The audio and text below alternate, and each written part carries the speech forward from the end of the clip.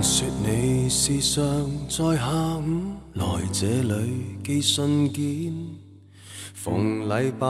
流連藝術展，還是未間斷。何以我來回巡邏篇，仍然和你擦肩，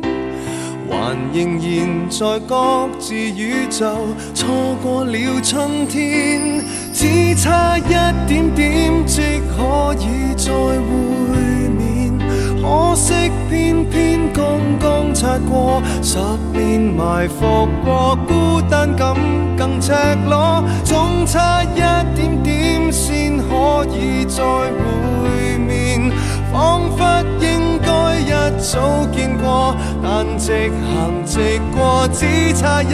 個眼波，將彼此錯過。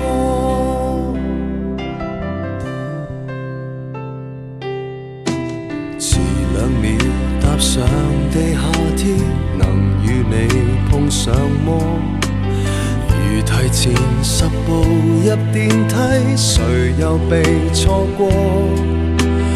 和某某從來未預約，為何能見更多？全城來撞你，但最後處處有險阻，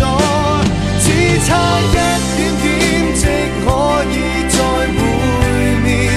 可惜偏偏剛剛擦過10年，埋伏過孤單感更赤裸，總差一點點先可以再會面，彷彿應該一早見過，